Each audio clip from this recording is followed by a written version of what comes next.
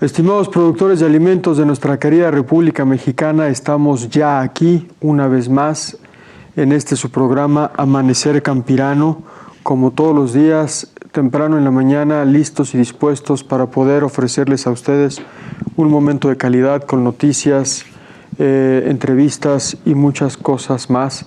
Su servidor Daniel Meiners los saluda y mi compañera Jessica. ¿Qué tal, Daniel? Muy buenos días a todo el auditorio. Pues sí, aquí estamos una ocasión más de Amanecer Campirano, un programa más con mucha información justamente este día, y pues vamos a dar inicio recordándoles, por supuesto, que nos pueden ver a través de televisión, de radio, de las plataformas digitales. En todos lados estamos donde usted nos quiera ver y escuchar. Por televisión estamos en el canal 13 de Alba Visión. En radio nos puede escuchar a través del 1150 de AM en la Ciudad de México. En Guadalajara también estamos a través del 1120 y en Monterrey, Nuevo León, estamos por el 600 de amplitud modulada. Ya les decía, también en redes sociales, en Facebook, en Twitter, en Instagram, en TikTok también estamos. Nos pueden encontrar como Acústica Noticias y por supuesto también la fanpage de Amanecer Campirano. Y por supuesto, si usted no puede ver esta transmisión en vivo, pues lo puede hacer a través de nuestro canal de YouTube, en Acústica Noticias o en Spotify también. Ahí está cargado ya el programa. Daniel, perfecto, Jessica. ¿Iniciamos con las notas? Sí, claro, por supuesto. Empezamos con las noticias más importantes del sector. Desde el pasado 19 de septiembre y hasta el 30 de noviembre de este año, el INEGI realiza el Censo Agropecuario 2022, donde personal del instituto recorrerá cerca de 182,000 localidades rurales de 15,000 habitantes más o menos. La información que proporciona el censo agropecuario prevé información sobre producción de cultivos, la cría de especies pecuarias, el aprovechamiento forestal y de las condiciones estructurales y coyunturales de las labores que realizan las y los productores del campo mexicano. Este censo tenía rato de no realizarse, Jessica. Sí. Qué bueno que se realiza. Entiendo que en contextos complicados hay zonas en donde es difícil penetrar para levantar esta información, pero la experiencia del INEGI en este tipo de instrumentos creo que es basta para poderlo realizar con mucho éxito. El Instituto Nacional de Pesca y Acuacultura realizará el 10º Foro Científico de Pesca Ribereña en Mazatlán, Sinaloa, con la intención de intercambiar conocimientos, experiencias y avances en materia de investigación e innovación pesquera. El foro científico se llevará a cabo en las instalaciones del CRIAP en Manzanillo del 27 al 29 de septiembre y reunirá a más de 130 investigadores, estudiantes, asesores y autores de los proyectos de investigación sobre pesca ribereña. Y hay que recordar que la pesca ribereña es una práctica que se realiza a bordo de embarcaciones menores y en toda la costa y aguas interiores de México. Se compone de más de 100 especies de importancia social y económica. Y en zonas como Mazatlán, Sinaloa, es una actividad pesquera que deja enormes derramas económicas. Por otro lado, la diputada de Morena, Claudia Tello Espinosa, manifestó su postura en contra de la iniciativa de reforma de la Ley Federal de Variedades Vegetales que impulsa el diputado Heráclito Rodríguez Gómez de la misma bancada, los dos de la bancada de Morena. La legisladora, es decir, Claudia Tello, señala que esta reforma de ley atenta contra el derecho de propiedad intelectual de nuestras semillas, pues es una iniciativa que impulsa la privatización de las semillas a empresas privadas. Para poner en contexto, el diputado Heráclito Rodríguez Gómez de Morena, a través de esta reforma de ley, señala que se establecerían títulos de obtentor a todos aquellos que logran una modificación genética de las semillas del país, lo que por supuesto tendría implicaciones económicas sobre el uso de esta patente. Jessica, un tema altamente complicado de abordar. Personalmente considero que la propiedad de las variedades genéticas, particularmente el maíz y de todas, deben de ser derechos no privados, sino derechos humanos, derechos sociales. Las prácticas de modificación genética de las variedades es algo que se ha venido desarrollando de tiempo atrás, y que empresas privadas asuman la responsabilidad de obtentor de estas, sí considero que puede atentar contra la libre distribución de estas semillas y por tanto seguir fortaleciendo el tema de los maíces criollos. Sin embargo, es un tema que vale la pena analizar con calma. Esperemos más adelante poder tener posturas un poco más definidas al respecto, tener la oportunidad de analizarla con un poco más de calma. Así es, y bueno, pues estaremos en su oportunidad, en su momento, pues buscando ya sea la diputada, cualquiera de los dos diputados que guste venir, se abren las puertas y los espacios para que vengan cada uno a hacer su postura aquí en Amanecer Campirano y pues bueno, abrir la mesa de discusión sobre este tema que dices muy relevante y muy importante para la producción nacional. Y estas fueron las noticias, Jessica, como siempre, noticias de alto valor para nuestros amigos productores. Si estás de acuerdo, tenemos en esta ocasión la oportunidad de platicar con Ofelia Flores Hernández, pasando al bloque de la entrevista de su programa Amanecer Campirano. Ofelia ha sido ya declarada ganadora del Premio Nacional de Sanidad Animal, como un premio que otorga, entiendo, la SADER como parte al mérito en las aportaciones. Te damos la más cordial bienvenida, Ofelia, y muchas felicidades. Muchas gracias, gracias por la invitación. Al contrario, un placer y muchas gracias por ser este medio el primero que escojas para anunciarle a todos nuestros amigos productores que eres oficialmente una Premio Nacional de nuestro país. ¿Nos puedes platicar un poco cuál es el contexto en el que se da el premio? ¿Qué se necesita para poder ser merecedora, como lo eres tú, de este premio? Sí. Bueno, como bien dijiste, este es un premio que otorga la Secretaría de Agricultura. Es un premio que se da en el marco de la Ley Federal de Sanidad Animal. Está dispuesto ahí que se otorgue este premio anualmente. Es un premio al mérito por aportaciones en la salud animal, inocuidad y agroalimentaria. Entonces hay que tener una trayectoria en este medio y haber hecho aportaciones en este contexto. Y bajo riesgo de que seas modesta o de que peques de modesta, ¿nos puedes platicar un poco tu currículum, una breve semblanza de dónde consideras tú que están tus principales aportes a la sanidad animal? Bueno, trataré de hacer un resumen. Yo, como bien dijiste, soy médica veterinaria zootecnista, egresada de la Facultad de Medicina Veterinaria y Zootecnia de la UNAM, orgullosamente Puma. Puma, orgullosa. Sí, orgullosa. No nos está yendo muy bien ahorita el fútbol, pero por lo menos podemos decir que hay un premio nacional en sanidad animal, ¿no? El fútbol no me interesa mucho, okay, pero ganen o pierdan. Pero es Puma, a final de cuentas, ¿no? Sí.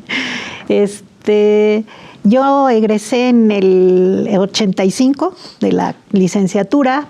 Posteriormente hice un posgrado en ciencias veterinarias. Soy maestra en ciencias veterinarias en la misma facultad. Mis primeros años de labor como veterinaria fueron en la propia facultad. Estuve trabajando 3 años en el departamento de parasitología. En un inicio fui parasitóloga. Posteriormente estuve en la Secretaría de Agricultura. El primer año fui investigadora, estuve en el área de investigación, en el Instituto Nacional de Investigaciones Forestales y Agropecuarias, y después me fui al área de servicios. Entonces no existía Senacica, era Secretaría de Agricultura, la Dirección General de Salud Animal. Ahí ingresé a uno de los laboratorios oficiales, el Centro Nacional de Servicios de Constatación en Salud Animal. Coloquialmente se le conoce con las siglas de CENAPA, porque antes fue el Centro Nacional de Parasitología. Bien.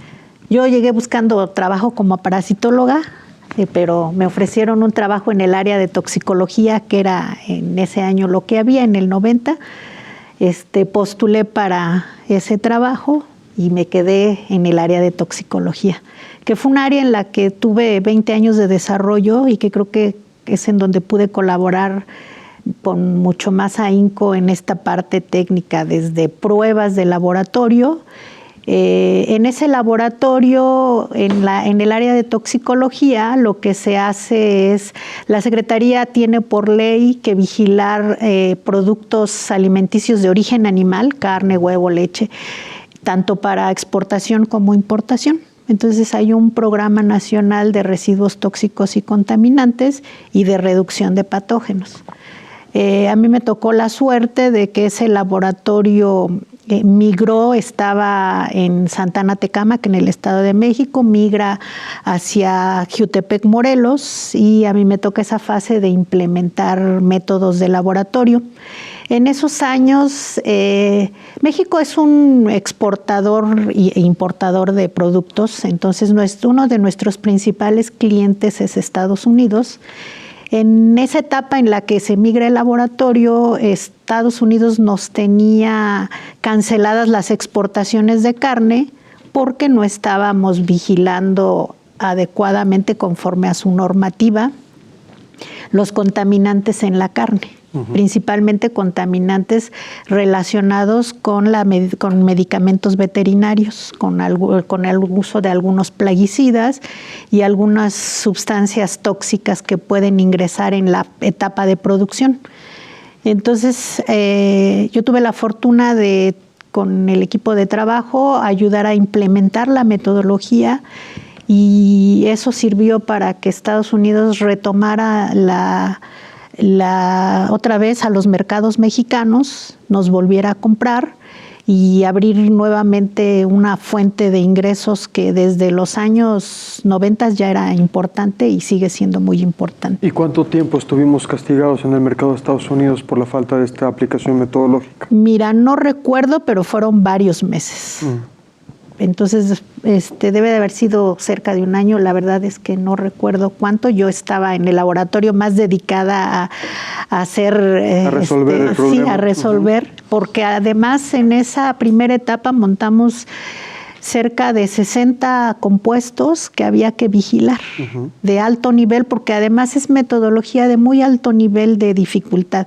Mi equipo de trabajo estaba conformado por químicos, principalmente ingenieros, bioquímicos, algunos veterinarios, pero son equipos de alta sensibilidad, tecnología de punta. Y hoy el laboratorio sigue operando, sigue siendo uno de los pilares de la exportación. Posteriormente, a mediados de los 90, empezamos a vender mercancías a Europa, miel, carne de caballo para consumo humano, huevo procesado. Europa es uno de los mercados más exigentes, mucho más exigente que Estados Unidos. Entonces, México fue uno de los primeros países de Latinoamérica que se calificó como tercer país exportador con esa reglamentación europea. Y de ahí, bueno, pues se nos fueron abriendo más mercados, ya bajo nuevas reglas, bajo reglas que exigían ya cumplir con estas normativas, se fueron replicando. Y bueno, pues hoy exportamos a muchísimos países. El bloque europeo sigue siendo un gran comprador. Exportamos a países de Centroamérica. El bloque asiático también Rusia también son mercados muy exigentes. Y México, con estas condiciones, va más el manejo de algunos otros programas ya en campo, pero este es un elemento importante para la exportación. Tenemos que irnos a un corte comercial, pero dejamos esta discusión abierta de cómo México ha logrado perfeccionar sus mecanismos metodológicos y de monitoreo para entrar a mercados altamente exigentes en temas de sanidad e inocuidad. Regresamos después de una breve pausa comercial, para retomar esta tremenda experiencia de la médica veterinaria Ofelia. Volvemos.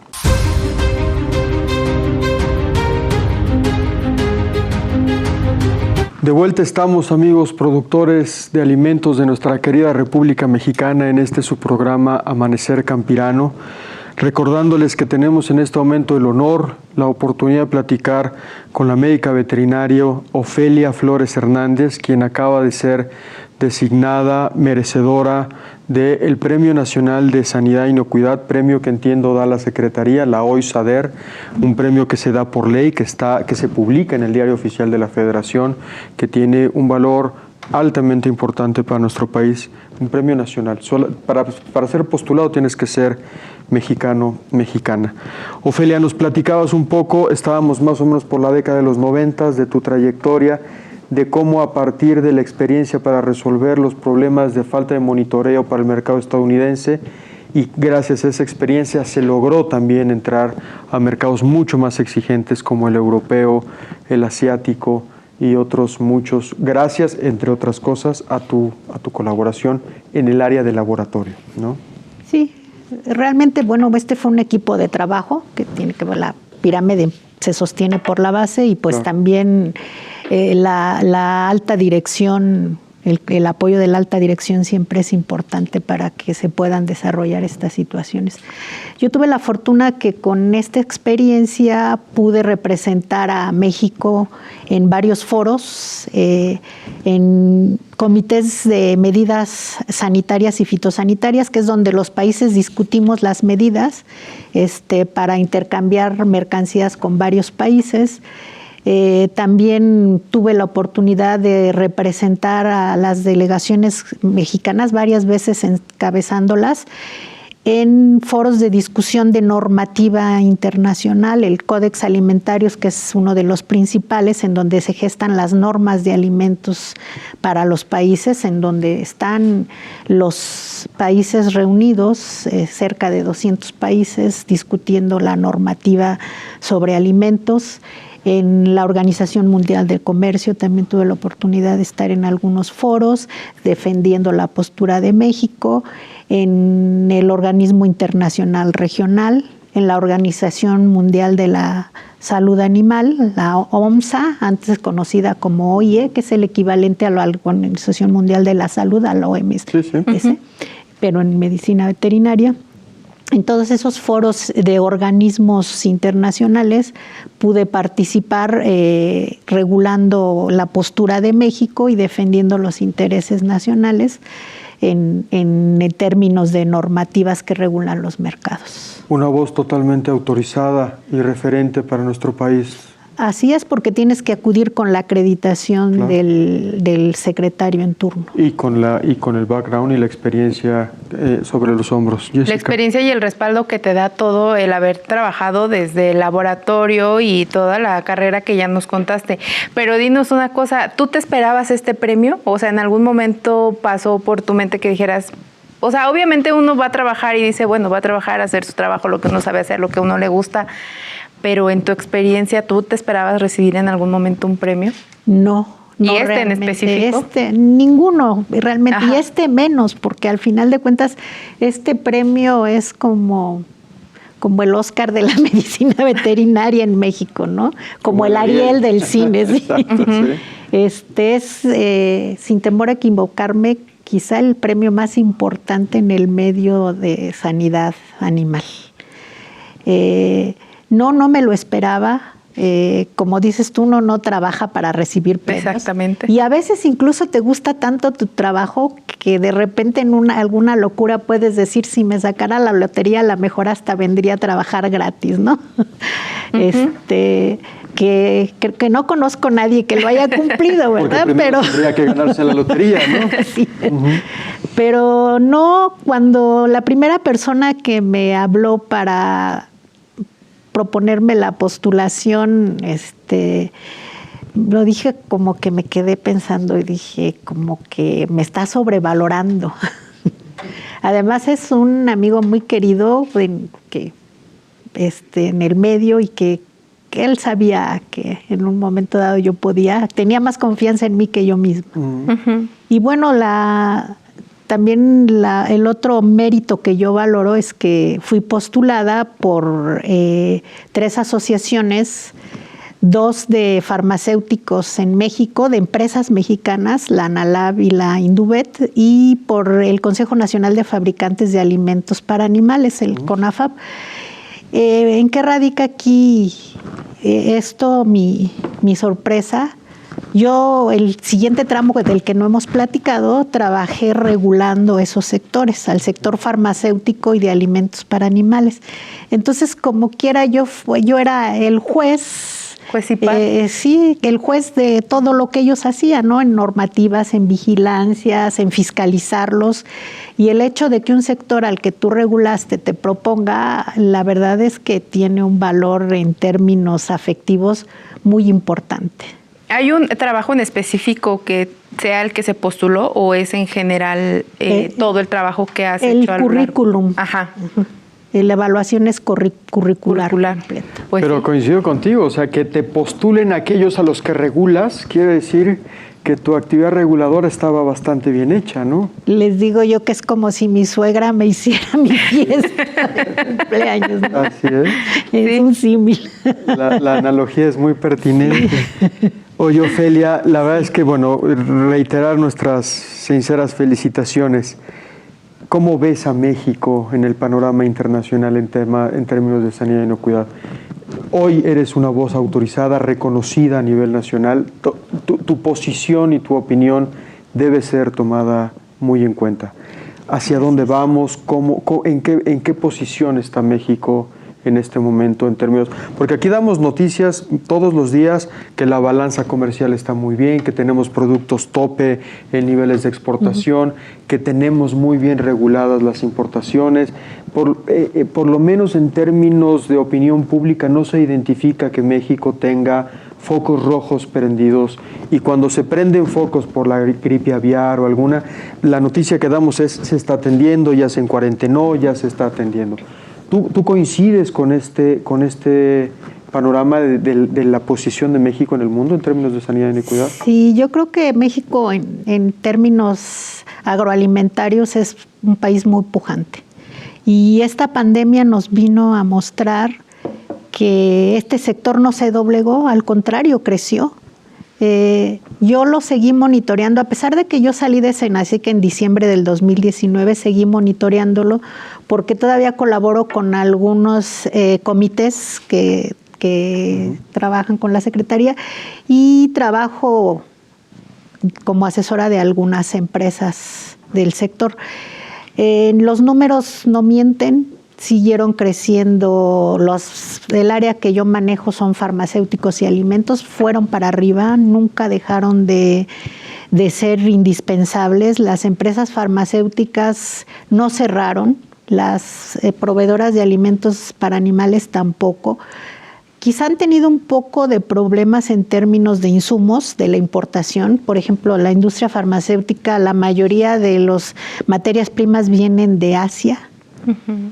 El sector también de los alimentos importa varios insumos. Y seguramente las cadenas de suministro se vieron afectadas por el contexto internacional. Sí, sí, entre los cierres, entre la baja de producción, etcétera. Pero los números de ventas y de producción siguieron a la alza. Entonces, yo creo que vamos muy bien. Y este tema del control de las enfermedades, yo creo que México también ya tiene un muy buen panorama. Hemos lidiado con la influenza aviar que sale, entra, se controla, pero la tenemos bajo control. Algunas enfermedades que de repente pretenden entrar, que están bien contenidas. Tenemos una calificación como por muchos años como libre de fiebre aftosa, que bueno, esa la otorga incluso la Organización Mundial de la Sanidad Animal. O sea, es un reconocimiento que además amerita mostrar pruebas. Y así México tiene, de todos los reconocimientos que da la OMSA, antes OIE, todos los que se pueden dar. Creo que son 9 o 10 reconocimientos que otorga. México tiene todos. Entonces eso también habla del estatus sanitario. Y la otra condición es la reacción de los mercados. Cuando tú tienes un problema, te cierran todos los países. Hasta los que no les vendes esa mercancía te cierran. Te cierran, sí. Entonces yo creo que vamos bien en esos términos. No hay que echarnos a dormir, desde luego, pero me parece que la estrategia hoy es oportuna y adecuada. Sí, la verdad es que tengo que decirlo. Cuando tenemos la oportunidad de platicar con productores, la referencia inmediata al Senacica es como de un aliado, como de un ente regulador que no es visualizado como un policía malo, sino al contrario, es visualizado como un colaborador para el bien de los productores. Tampoco es sencillo que los productores tengan a estas instituciones reguladoras en tan buenos términos, así como te pasó a ti, que tus regulados te postulan para el Premio Nacional. En el caso también de los productores, identifican a Senacica como un aliado. Hay sinergia entre los sectores productivos y reguladores, ¿no? Sí, fíjate que en ese sentido tienes toda la razón. Senacica es una institución con puertas abiertas. A mí me tocó como oficial, como servidora pública, incluso lidiar con otras dependencias que en un tú a tú a veces ni siquiera te atienden, ni mucho menos al sector privado. En Senacica hay puertas abiertas, se escucha y se resuelve. Te lo digo porque ¿Estuviste ahí? Estuve ahí y porque ahora estoy del otro lado de la ventanilla. Entonces, es diferente. No quiero dar nombres de dependencias, pero hay lugares en donde no te atienden, pero para nada, ni siquiera un correo electrónico, nada. No puedes ingresar, está totalmente blindado. Pero esta es una formación de muchos años, de convivir con una cultura de calidad, en donde tú tienes que aprender a que tus errores los reconoces y que buscas la manera de resolverlos. Entonces yo creo que hay una cultura de calidad en Senacica que ha incrementado. Bueno, sus laboratorios tienen reconocimientos por cumplimiento en las normas de calidad del tipo ISO, que son de carácter internacional. Y en las oficinas algún tiempo hubo reconocimientos del tipo ISO 9000 por prestación de servicios. Hoy ya no hay esa política, pero se siguen conservando los estilos de trabajo. Y con gente como tú, claro, y con gente como tú, con el aporte que has dado, la verdad es que Senacica sin duda alguna se fortalece estando tú dentro y tú fuera asesorando. Desgraciadamente el tiempo se nos terminó. Dinos rapidísimo dónde y cuándo te entregan tu premio, quién te lo entrega. ¿En qué momento te lo entregan? La entrega del premio es el viernes 7 de octubre en las oficinas del secretario de Agricultura. ¿Lo recibes de mano del secretario? Lo recibo de manos y si el señor secretario estuviera en alguna encomienda, va a ser alguien del staff del señor secretario. Pues alto honor tener la oportunidad de platicar contigo, Ofelia, lo digo sinceramente. Esperemos poder tener el registro del momento exacto en el que te entregan el premio para aquí presumirlo también. Sí. Y si no tienes nada más que decir, Jessica. No, pues igual felicidades, es un orgullo, además es mujer, ¿no? En el sector, porque aparte es un sector que también de repente se pensaría que está cerrado para nada más los hombres, y pues no, con personas como la doctora Ofelia, pues viene a demostrar también que está abierto el campo para todos y para todas. Muchas felicidades. Gracias. Parece que hay una transmisión vía Zoom. ¿Sí? Entonces les compartiremos la liga. Ahí estaremos checando. Pendientes. Sí, muchas gracias. Pues muchísimas gracias. Volvemos después de una breve pausa comercial.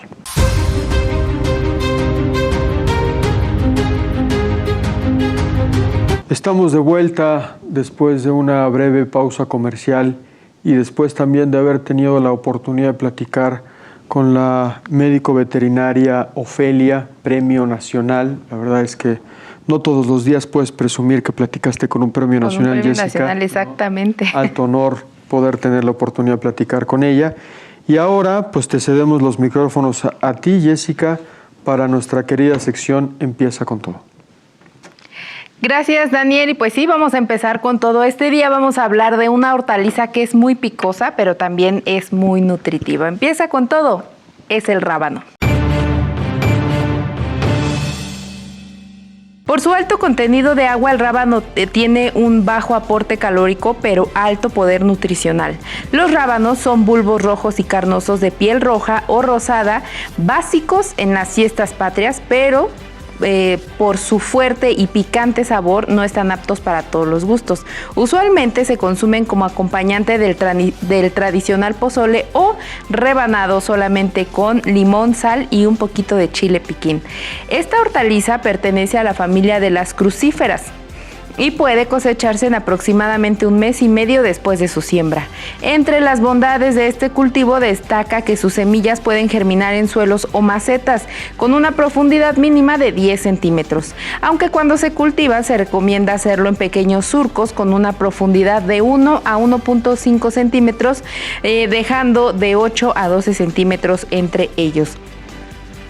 Usualmente se adapta a cualquier tipo de suelo, sin embargo, prefiere los profundos, arcillosos y neutros. Además, el rábano prefiere los climas templados, teniendo en cuenta que hay que proteger al cultivo durante las épocas de elevadas temperaturas. En 2021, se tuvo una producción de más de 69,000 toneladas y se cosecharon 2,754 hectáreas. Su cultivo se da en 21 entidades del país, siendo Puebla, Baja California y Jalisco los líderes en su producción. ¿Cómo podemos escoger un rábano? Bueno, pues se eligen aquellos que sean de textura más firme y brillante. Ni demasiados duros ni demasiados esponjosos, pues esto da la señal de que no están frescos. Para guardarlos, pues hay que quitarles solamente las hojas, lavarlos con agua y jabón y enjuagar muy bien, ponerlos en el cajón del refrigerador y así van a durar en promedio una semana. Entre las propiedades del consumo del rábano está el alto valor nutrimental, ya que dota de vitamina C, que actúa como antioxidante, el potasio, que es vital para la actividad muscular y nerviosa, además también contiene yodo, que es indispensable para el funcionamiento de la tiroides. Sumado a ello, bueno, pues el rábano tiene un bajo aporte calórico debido a su alto nivel de agua, por lo que consumirlo en ensaladas o como refrigerio es una opción económica, barata y sencilla. Así es que a empezar con todo con este rábano que todavía está en temporada y pues todavía se puede disfrutar. Y ahora en este mes de septiembre muy consumido en el pozole, ¿no? Así es de los principales ingredientes que hay en el pozole y pues bueno, producciones altas después de la pandemia, sobre todo porque no hubo reuniones en otros años y pues bueno, este año ya hubo más facilidades para hacer pozole en familia y pues ahí está los beneficios del rábano y pues a consumirlo, aunque es picosito, pues es muy importante su consumo. Además es una variedad que no puede faltar en cualquier huerto, sea urbano, rural, porque es de corto ciclo, en muy poco tiempo lo estás cosechando y es muy resistente a plagas. Sí, y como les decía, aparte también se puede cosechar, o sea, los puedes sembrar en una macetita y sin problema va a dar el fruto. Como en los macetohuertos de aquí de la Ciudad de México, ¿no? Pues muy bien, Jessica, muchas gracias por la recomendación y por los comentarios respecto del rábano. A mí personalmente no me encanta. Sí, no, tampoco. Me gusta en el pozole, pero no es algo que pueda yo agarrar así a mordidas como la cebolla, ¿no? Pero estamos, muy importante el tema de su comercialización. Si estás de acuerdo, vamos a darle paso a Iván Gómez en su sección semanal. Te escuchamos, Iván. Muy buenos días, Daniel. Jessica, ¿cómo están? Como todos los miércoles, es un gusto estar con ustedes. Y bueno, la plática que les traigo el día de hoy es precisamente sobre el calamar. Que bueno, es un recurso muy importante para México. Y bueno, ya entrando en el tema, comentarles un poquito, ¿no? sobre el calamar. Estos son organismos que se clasifican como cefalópodos. Esta palabra quiere decir que, bueno, proviene del latín y significa que tienen los pies en la cabeza. Son organismos que están estrechamente emparentados con los pulpos, sin embargo existen muchas diferencias entre ambos. Y aunque técnicamente son moluscos, también se encuentran, digamos que evolutivamente, muy distantes de otros tipos de moluscos, como por ejemplo los ostiones, los mejillones y las almejas. Y al igual que los pulpos, estos también tienen 8 brazos, tienen 3 corazones y de igual manera también expulsan tinta cuando se sienten amenazados. Sin embargo, la diferencia más perceptible es que los calamares tienen 10 extremidades en vez de 8, como los pulpos. Entonces los calamares se clasifican como decápodos, mientras que los pulpos se clasifican como octópodos. Y bueno, primero, antes de seguir avanzando, ¿cuál es la diferencia entre un brazo y un tentáculo? Los brazos, porque generalmente no decimos que tienen tentáculos, pero los brazos, por ejemplo, nada más tienen ventosas, tienen ventosas a lo largo de toda la extremidad, mientras que los tentáculos solamente tienen ventosas en el extremo final. Entonces, de tal manera, ya habiendo explicado esto, los pulpos únicamente tienen brazos, son 8, mientras que los calamares tienen 8 brazos y 2 tentáculos, y estos son más, digamos que son más visibles porque son justamente los más largos y también son los que utilizan precisamente la mayoría de las veces para cazar a sus presas. Y otro dato curioso de los calamares es que generalmente estos nadan un poco más rápido que los pulpos debido a una estructura rígida que se llama pluma y que se encuentra dentro de su cuerpo, lo cual les permite romper la resistencia del agua. Y bueno, ya entrando un poquito más en el tema de la pesca, aquí en México, bueno, en todo el mundo existen cientos de especies, entre ellas varias se catalogan como calamares gigantes. Y en México solamente hay 2 especies que se pescan de manera comercial, son las 2 especies más importantes, y hablo del calamar loligo y del calamar gigante de Baja California, que a este último también se le llama calamar de Humboldt. La zona de la que se extraen estas valiosas especies corresponde al Océano Pacífico, más precisamente a la zona del Golfo de Baja California y a la costa occidental de Baja California. El calamar loligo es una especie de demersal. ¿Qué quiere decir esto? Que habita preferentemente, le gusta más habitar estas zonas del fondo marino. Y se encuentra distribuida desde lo que es Oregon, Estados Unidos, hasta Ensenada, Baja California. Su distribución se asocia con la corriente de California y habita áreas someras de la plataforma continental desde los 25 hasta los 200 metros de profundidad. Se alimenta generalmente de peces y de unos organismos que parecen gusanos llamados poliquetos. Tienen un ciclo de vida corto, de generalmente 245 días de edad, y en Baja California se han reportado organismos de 7.5 centímetros hasta 22 centímetros de longitud. Se considera que es una especie de resiliencia alta. ¿Esto qué quiere decir? Que es una población que no se ve tan afectada por, digamos, ni por la pesca, ni tampoco por fenómenos naturales que sí pueden llegar a afectar a otras especies. Y se estima que también su población se duplica en un tiempo mínimo de 238 días. Por su parte, el calamar gigante es un organismo, también es migratorio, tiene una tasa de crecimiento relativamente alta. Se estima que tan solo en el primer año puede llegar a crecer hasta 70 centímetros de longitud y generalmente alcanza un tamaño de 2 metros y un peso de 45 kilogramos. A diferencia del calamar loligo, es una especie pelágica. ¿Qué quiere decir esto? Que es una especie que generalmente no habita los fondos, sino que más bien le gusta habitar la parte media y la parte superficial de la columna de agua en el mar. Y también se distribuye a lo largo del Océano Pacífico, precisamente desde lo que es la frontera de México con Estados Unidos hasta Chile. Y aquí en nuestro país, esta especie representa el 95% del total de la pesca de calamar a nivel nacional. Y la mayor parte del calamar se captura en lo que es el Golfo de California, siendo los mayores productores los estados de Sonora y Baja California Sur, con el 88% de la producción con respecto al total nacional. Esta pesquería tiene muchísima importancia porque se estima que tan solo esas 2 especies pueden llegar a generar hasta unos 11,000 empleos directos. Si sumamos también los empleos indirectos, pues sube bastante el número de empleos. Y las artes de pesca que son utilizadas y permitidas para la pesca de calamar en México son las poteras y las redes de cerco. Las redes de cerco, a lo mejor estamos un poquito más familiarizados con ellas, pero las poteras son como, digamos, son este instrumento que es muy similar a la línea de mano con el anzuelo, que en forma de gancho, que generalmente se utiliza en muchos otros tipos de pesca. Nada más que este instrumento, en vez de tener un solo ganchito, tiene varios ganchos. Y bueno, el día de hoy yo les quería contar sobre este tipo de organismos en particular, porque hay una cuestión muy importante con el calamar aquí en México, y es que es un recurso que presenta una variabilidad muy alta. ¿Qué quiere decir esto? Que hay años donde la pesca puede ser muy buena, los volúmenes de pesca son muy altos, y hay años donde es bajísima la pesca.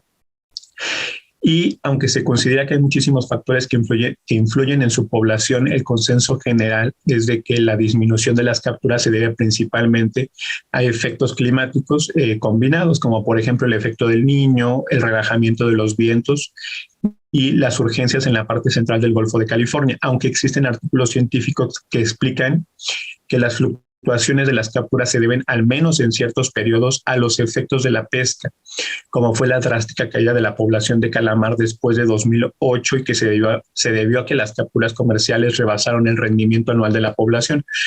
Esto provocó una disminución de la biomasa del recurso hasta niveles que estaban por debajo del 20% de la población en el 2012.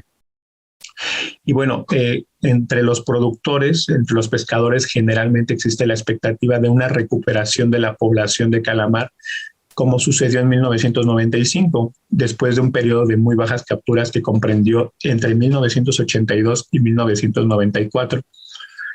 Y bueno, desafortunadamente el tema del calamar es algo que todavía no, es una población que no se ha recuperado al 100%, estamos en vías de que se recupere, pero todavía nos falta, digamos, trabajo por hacer. Y bueno, como les comentaba, yo les quería platicar precisamente de este tipo de organismos porque son un ejemplo claro de por qué debemos cuidar nuestros mares, nuestros recursos marinos, ya que aunque el océano parece uno de los lugares más vastos y repletos de recursos, la verdad es que estos no son infinitos. No olvidemos que, o sea, lo que yo les quiero comentar es de que no debemos de dejar de consumirlos. El dejar de consumirlos puede ser una solución, sí, pero no es lo necesario, ¿no? Podemos seguir consumiéndolos siempre y cuando hagamos una explotación adecuada de estos recursos para que no se agoten. Y bueno, los dejo también con un dato curioso sobre la cocina.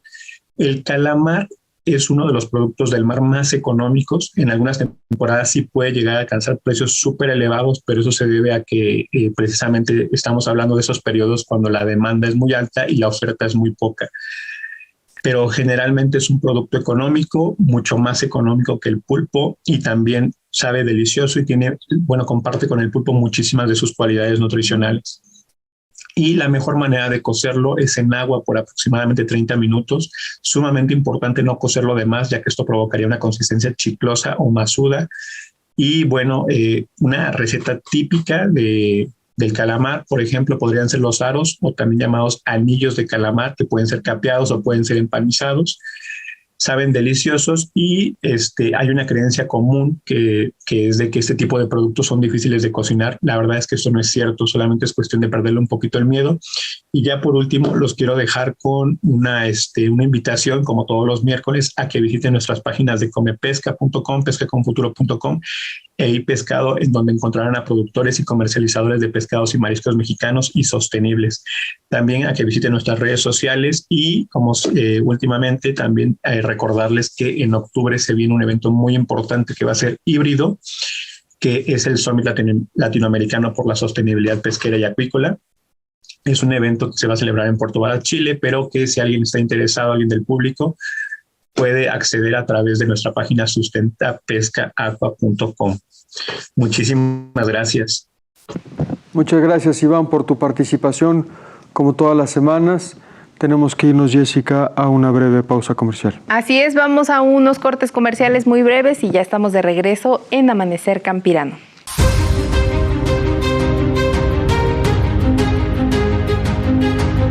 Aquí estamos una vez más, estimados compañeros, amigos, productores de alimentos de nuestra querida, muy querida República Mexicana, de vuelta en su programa Amanecer Campirano.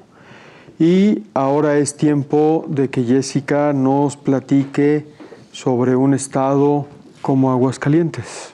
Así es, fíjate que yo quería ya platicarles de Aguascalientes, pero pues dije, Aguascalientes tiene muchas cosas para mostrar al público, para ofrecer al turismo. Entonces, bueno, vamos a hablar en general en este turismo rural del estado de Aguascalientes.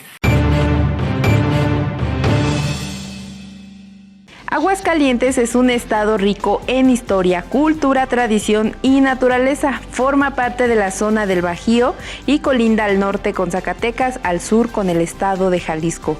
Debe su nombre a los manantiales de aguas termales que se encuentran en la región. Su territorio lo tiene todo para ofrecer una gran variedad de experiencias para todos los gustos.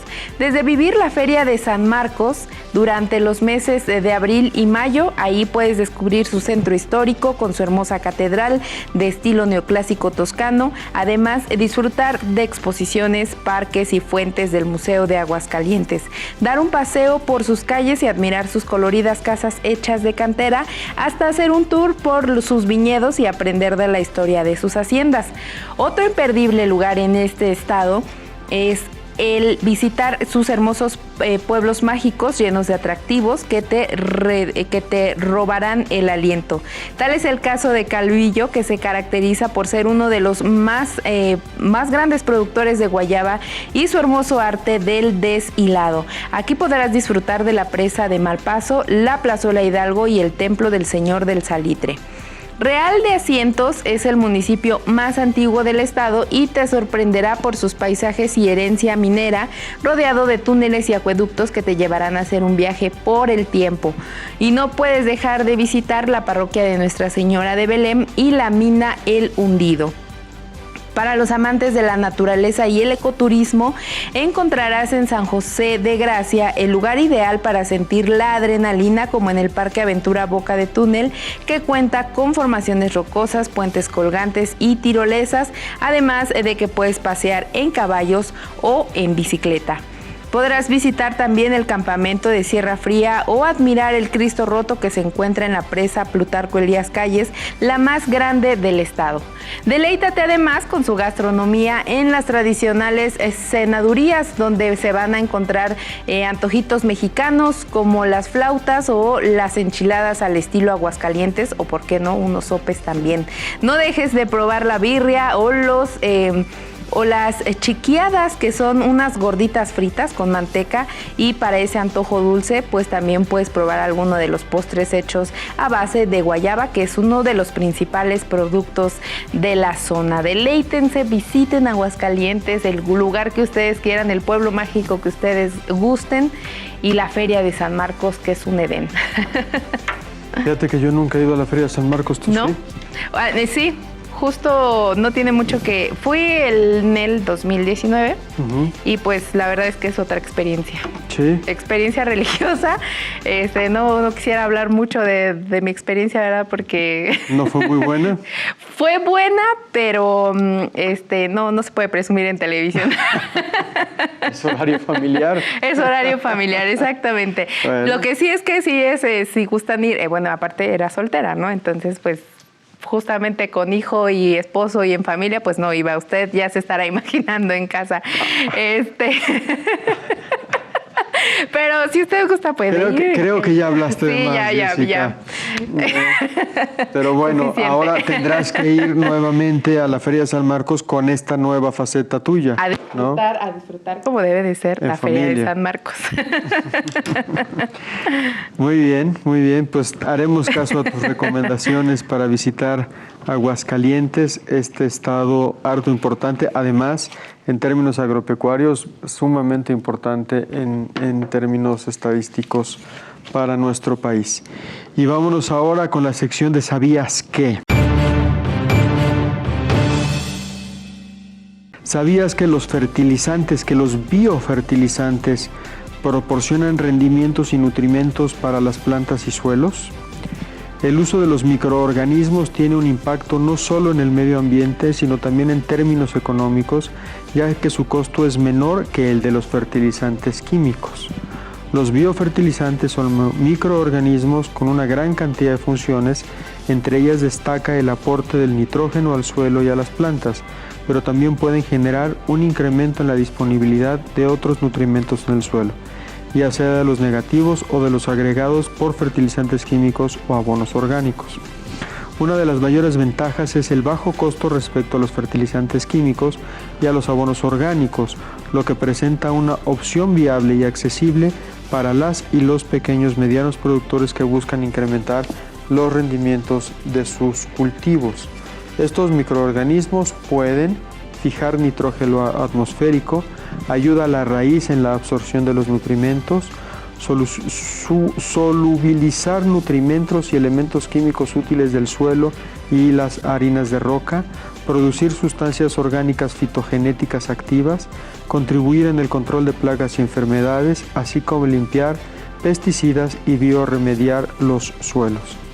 Existen diversas instituciones educativas que realizan investigaciones sobre los beneficios del suelo de los biofertilizantes, como la Universidad Autónoma de Chapingo o el Instituto Nacional de Investigaciones Forestales, Agrícolas y Pecuarias, mejor conocido como INIFAP, que actualmente trabajan en la ecointensificación, de la cual contempla la aplicación de fertilizantes al suelo, la fertilización foliar, un buen manejo de agua, manejo de herbáceas, la calibración de maquinaria y densidad de población, el consorcio microbiano, la remediación y el acondicionamiento del suelo.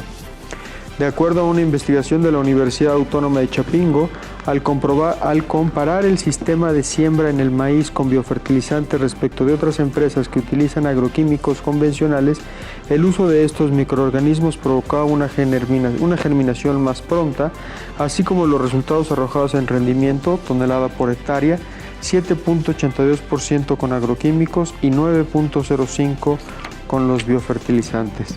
Ante el incremento de los precios de los biofertilizantes químicos, el uso de biofertilizantes es la opción más económica para potencializar los cultivos de los alimentos, garantizando que no falten en la mesa de los y las mexicanos.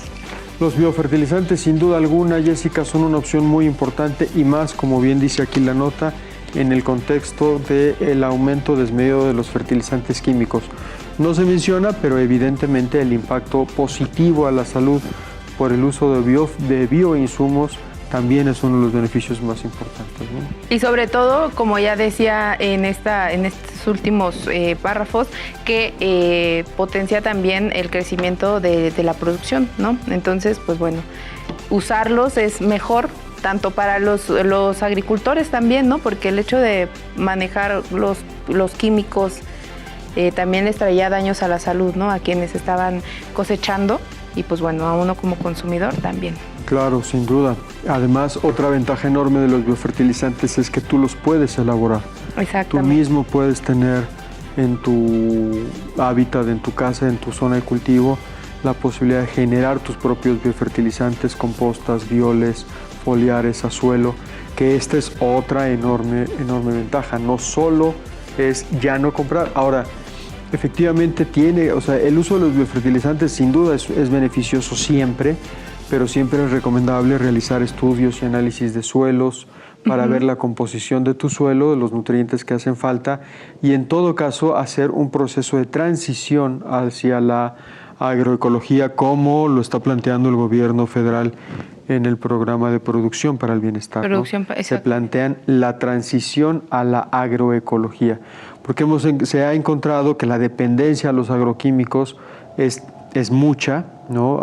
Los suelos y las plantas, la semilla ya ha generado cierta dependencia, entonces se tiene que plantear un asesoramiento técnico suficientemente amplio y capaz para encontrar las medidas más adecuadas hacia la transición agroecológica, ¿no? Y aparte también de determinar por qué no es lo mismo, no sé, tú tienes más experiencia, un biofertilizante para hortalizas o para flores o para frutas, para verduras. Entonces, bueno, también en esa parte de los estudios creo que es donde entra, ¿no? Y la bacteria o lo que puede ayudarle. No solo el tema de la diferencia de cultivos, sino sobre todo la composición del suelo. Del suelo. Siempre lo que tienes que hacer antes que cualquier cosa es analizar el estado en el que se encuentra tu suelo e identificas cuáles son los componentes que tú tienes que reforzar, controlar, medir, etcétera, etcétera, en control de plagas también. Pero los biofertilizantes, aun cuando no tengas un análisis minucioso del suelo, siempre son positivos. O sea, no hay como los agroquímicos que en ciertas condiciones no son recomendables. La aplicación de un biofertilizante siempre va a caer bien, sí, pero va a caer mejor si tienes todo un proceso de análisis de suelo que te permita identificar. Y en todo caso, insisto, en un periodo de tiempo, disminuir la cantidad de los agroquímicos y ir encrechendo las dosis de fertilización. ¿Qué podríamos usar o qué se podría usar como biofertilizante? Bueno, los bioles, ¿no? La aplicación foliar de los lixiviados es digamos, lo más frecuente, lo más recurrente. Y cuando vas a suelo, pues las compostas, ¿no? La composta, la lombricomposta, que hay muchas formas de hacerlo con aceleradores, pero insisto, En mi experiencia, muchas veces he visto que a la hora de hacer las compostas, como no tienen un buen manejo porque no vienen precedidas de un buen proceso de asistencia técnica, pues al final se termina convirtiendo en un mosquerío y por eso es que se era lo que satanizan, te iba a preguntar. ¿De repente no se podría convertir en una plaga para el cultivo? Mira, puede ser, sí, si no está bien llevado. O sea, si tú simplemente agarras y los desechos no los separas suficientemente bien, claro, y los incorporas y no le das vuelta y no le das un cuidado adecuado, pues eso se convierte en un foco de infección. Tampoco es difícil, en realidad es bastante sencillo poderlo realizar, pero sí requiere su método, su orden, su consistencia y su persistencia, porque si no al rato se convierte, lejos de ser un beneficio, se convierte es peor, en un problema, ¿no? Y fíjate que por eso en muchas ocasiones se satanizó, ¿no? Luego dices composta, no, la composta yo ya la hice y nada más se me hizo el mosquerío. Pero porque no hubo buen llevado. O sea, estos procesos de la transición agroecológica, desde mi punto de vista, tiene que ser con un proceso de asistencia técnica y una capacitación muy, muy cuidada, muy, muy, muy de la mano, ¿no? Y pues para eso también creo que SADER ha puesto los, ¿cómo se llama? Técnicos. Los técnicos de acompañamiento, ¿no? Algo así recuerdo. Y gracias a ese programa, estos productores hoy están produciendo ya sus propios biofertilizantes. Pues ahí está la importancia. Son círculos virtuosos que no son tan difíciles de lograr, que requieren su tiempito. Pero se nos terminó el tiempo, Jessica. Como siempre, muchas gracias, estimados amigos productores, por el favor de su atención. Nos vemos en la próxima emisión.